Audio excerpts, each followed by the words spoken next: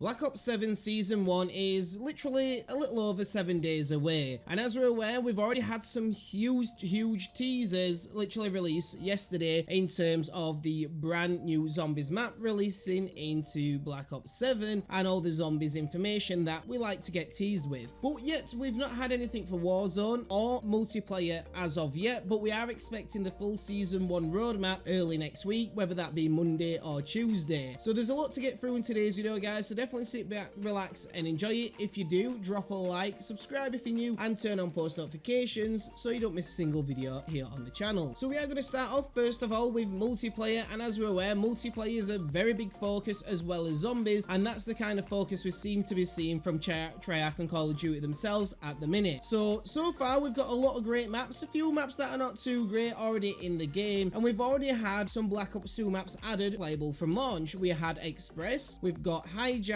and these two maps are good fan favorites, but we're also going to be seeing a lot more Black Ops 2 maps coming into the game, as that was actually confirmed once the game was announced. So we did get Nuketown literally like 2 days ago alongside Double XP Weekend, so if you guys are not grinding that and trying to level up as quick as you possibly can, then make sure you are doing so. So two returning maps then from Black Ops 2. Now obviously we've got Standoff first of all. Standoff is a very good map and an all-time fan favorite, and then we've also got Meltdown. Now I really enjoy this map, and the fact that they're fetching it back is great, but if it wasn't for CDL, I don't think we probably would have seen it back. The Call of Duty League wanted this back in the game, as they found in Black Ops 2 it was one of the most fan favorite maps in the competitive scene. But then we are going to be getting 3 brand new maps. So we are going to be getting Fate, Utopia, and Odysseus, and then we're also going to be getting Yaki as well. Now Yaki, or Yaki, however you would like to pronounce that, is like a Japanese Korean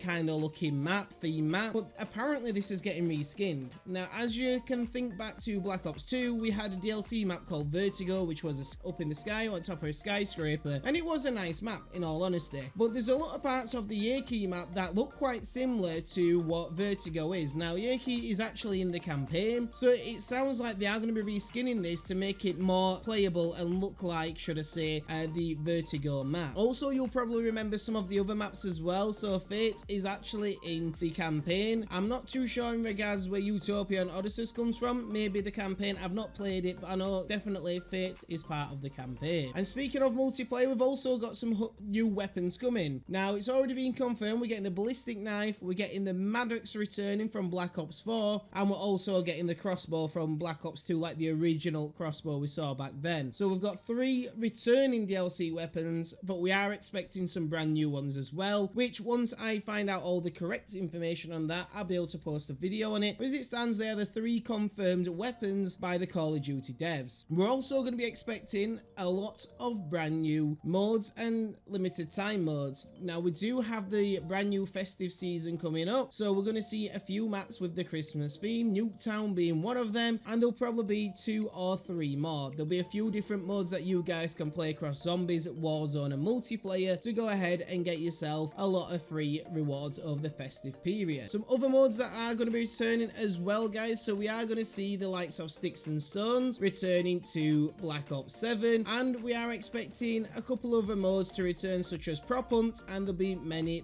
more. Now if you remember all the way back to Modern Warfare 3, which, let's be honest, we're only like 2 CODs ago, literally that game was when we first saw the weekly challenges. Now the seasonally weekly challenges are going to be returning from the launch of Season 1, so there will be 5 challenges you'll need to complete daily, and then once you have completed those challenges, that's that week done. You can even, if you don't want to do them all in multiplayer, you can switch between Zombies, Warzone, Co-op, Campaign, multiplayer, and you can just select the 5 or 6 different challenges that you want to do to complete for that week. There will be 5 to 6 weeks per season that you will need to complete, and on completing the challenges, you will find yourself getting different rewards. So week 1 will have rewards, week 2, and so forth, and then you will get these Season 1 rewards, where you can earn like universal camos by completing the required number of weeks over the course of the season. We're also going to be getting our first new mastery camo that you guys can go ahead and use on any weapon. Now it's not going to be a mastery camo just set for one particular weapon. You will be able to use this across everything. Now how you unlock this is going to be unlocked in the Provine Grounds leaderboard event, and along with the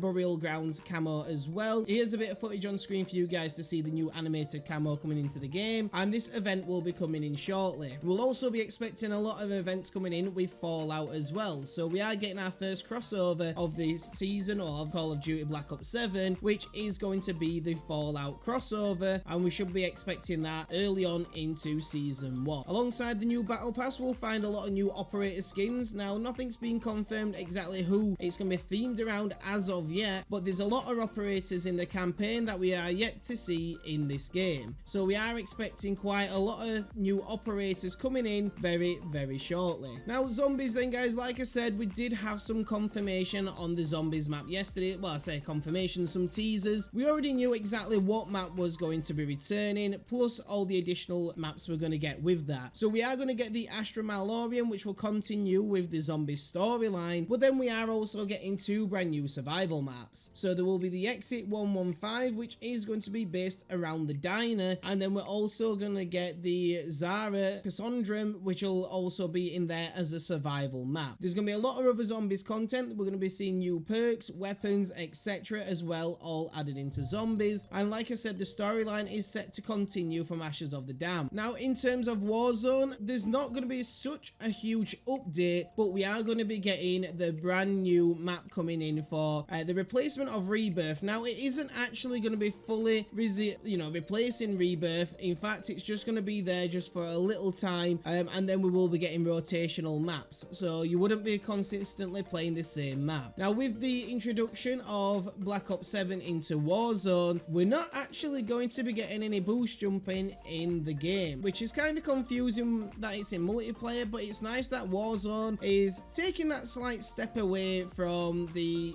regular of staying up with all the updates, the movements. You'll still get your standard movement system in terms of the Omni movement, but there'll be no wall jumping, no boost jumping in Warzone, so you will be very grounded. If you do jump off a high building though, there is the duck and roll that they've for some reason added into the game, which I think is a very weird mechanic, but we will be, like I said, getting our update. Obviously, we're not getting as brand new Warzone map Avalon until spring, which is a little bit frustrating, but at least we do get the brand new Hollow Rebirth Island kind of map, your Resurgence map. At least we do get that into the game. But with Warzone, there's not much coming in apart from obviously the new map. They're literally not fetching the wall jumping in either, so but we'll see how that goes. Anyway, they might fetch it in at a later date when Avalon comes in. Maybe the current Warzone map is just not good enough, or built properly, and they didn't want to re-customize it just so it can work for the brand new mechanic. But that is everything we know on Season 1 so far, guys. If you do want to improve your aim in game, definitely go check out Control Freaks. You can get yourself some Black Ops 7 ones currently, and it comes in a pretty cool case as well, a sniper looking box case. And also, if you want to stay energized in game, make sure you check out G Fuel, use the code FP, and you can save yourself a cheeky 20% off. But anyway, guys, I appreciate you all jumping in, and as always, I'll catch you on the next video.